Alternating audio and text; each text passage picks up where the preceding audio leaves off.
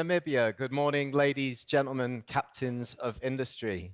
Welcome to AviaDev Real Estate 2024. My name is John Howell. I am the CEO and founder of AviaDev Africa, and it is an absolute pleasure to be with you and to have you all with us as well as we embark on 3 hours of learning and knowledge sharing and interaction. So thank you so much for being here.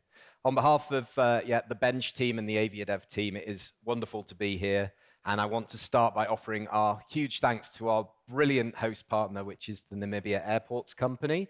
I'm sure you all had the incredible arrival experience at Hosea Katako. So big round of applause for our host sponsor. A lot of the team are here in the room, but some of them are doing some of the other activities that we have planned today. So you'll get to meet them all at the welcome reception this evening. They have a stand. There's lots of activations. So make sure that you engage with them and give them your feedback on what's been going on in Namibia.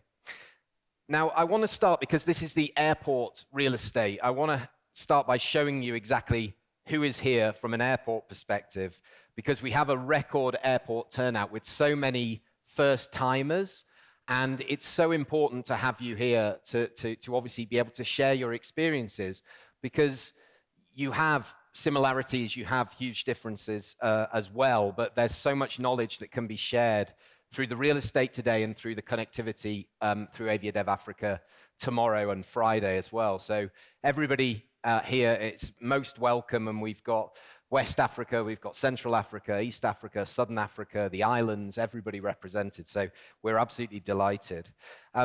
What we're going to do over the next couple of days, we've got an amazing photographer, Nessie, here, is taking some pictures of me.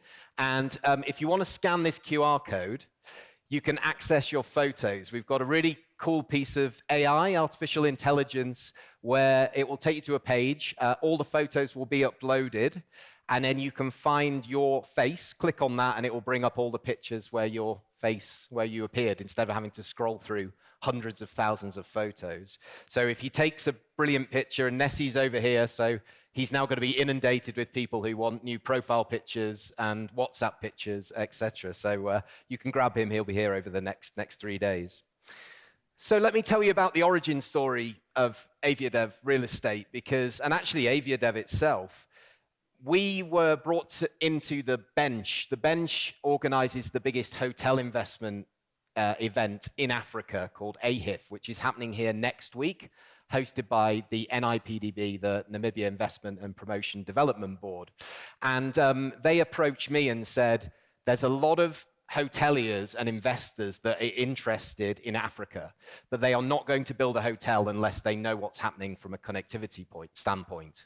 So can I come into the organization and bring in aviation into that conversation?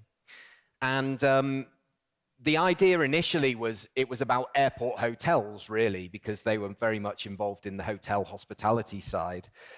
But I took that and we ran with it, myself and Marla, who's here in the room, and we started AviaDev as a platform for the connectivity side, but we always wanted to come back to this route of the real estate opportunity.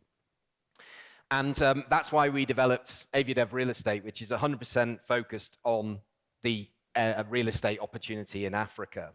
And a big reason that we are here, and actually a catalyst, is the people that you're going to hear from next in our first session. So Marcel and Nelly, who you'll see on the stage very shortly from the Narco team. During the pandemic, we recorded a podcast together, and Narco had released a white paper. They spent some time to actually understand what airports resilience is in terms of its aeronautical versus non-aeronautical revenues. And it was a pretty stark paper and a pretty stark finding that we were so reliant on aeronautical revenues, but not just that, we were reliant on passenger revenues. We had no passengers, we had no revenue.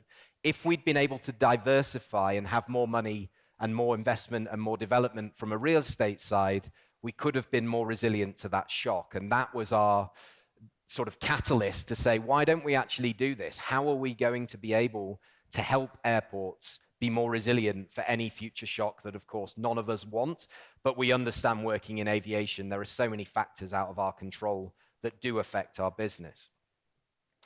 So And the other thing on this is that our thinking was, if you can generate more revenue from other sources and diversify, then that revenue could actually be used to support the airlines when it comes to the connectivity, because you're not just going to have to go and get your money from them from landing fees and aeronautical fees, you're actually diversifying your income. So it plays a big part into being able to offer incentives to airlines to fly to your destination.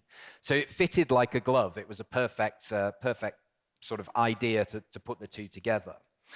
So over the next 3 hours, what we're going to do is we're going to showcase the investment opportunities at particular, in Africa generally, and we're actually going to bring you 5 project presentations from different countries around Africa who are going to have 15 minutes to talk you through their master plan and some of the real estate opportunities that they have within their space.